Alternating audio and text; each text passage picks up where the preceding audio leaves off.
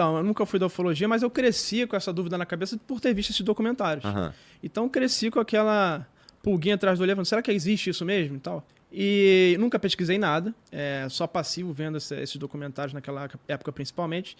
E aí, como eu trabalho na Petrobras, eu tenho muitos contatos de governo, etc. Às vezes eu troco ideia com pessoas. E tinha um amigo, de forma indireta, trabalhava na FUNAI. Ele falou, porra, você sabia que estão acontecendo casos em que têm saído naves dos rios e disparado feixes luminosos nos índios, causando diversos sintomas? Uma indígena até perdeu a criança. E às vezes as naves levam os índios embora. Eu falei, não, isso é mentira. Na época eu falei, não, isso não existe. Aí ele falou, não, pede os documentos tais, tais e tais, da época tal, tal e tal, que você vai descobrir. Aí eu comecei primeiro a olhar Google, notícias locais, eu vi que existia. Entrei no site do governo de pedido de informação, que eu já tinha uma certa familiaridade com aquilo. Tinha pedido pra isso. Tinha um do Edson Boaventura, que já teve até aqui, tinha um pedido dele sobre isso numa época distante. Aí eu falei, não, tá, vou pedir, não custa nada. Pedi. Pra minha surpresa, a FUNAI me liberou quase 50 páginas de documentos. Com base nesses documentos, eu vi que a Polícia Federal tinha investigado. Então eu pedi pra Polícia Federal, ela negou.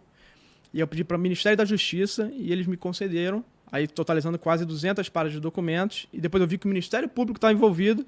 Aí pedi ao Ministério Público e chegou mais, sei lá, 50 páginas. Quem não quis te ceder documento foi a polícia. Sim, ela falou, até na época deu justificativa falando, olha, esses documentos da polícia, quem tem que fornecer é a Justiça. Eu falo com a Justiça que eu nem conheço esse documento. E aí, quando peguei aquelas páginas de documentos, veio o vídeo, aí tem vídeo de depoimento dos indígenas falando como foi, que a Polícia Federal colheu na época.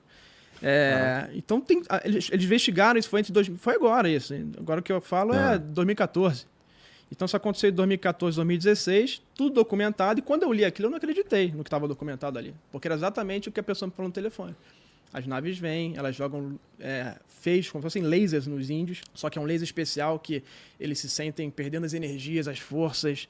Eles ficam com sintomas, aí 1, 2 semanas com dor de cabeça, dá queimadura. Mas a parte nova nessa história, porque a parte do laser e tudo mais, eu já tinha escutado Já teve antes. casos antes. Não, eu já tinha escutado outras pessoas falando antes mesmo. Sim. Agora, o lance da nave que ela sai do rio, então ela não tá voando.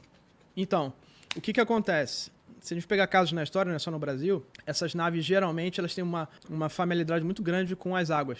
Então, elas às vezes vêm do céu, entram no oceano, no rio, o que for, e às vezes as pessoas veem elas saindo. Relato, o cara tava pescando e saiu uma nave do rio. Então, assim, eu não sei, a gente não sabe se eles têm bases. Eu acredito que possa ter o seguinte, que os políticos dos Estados Unidos já estão falando isso.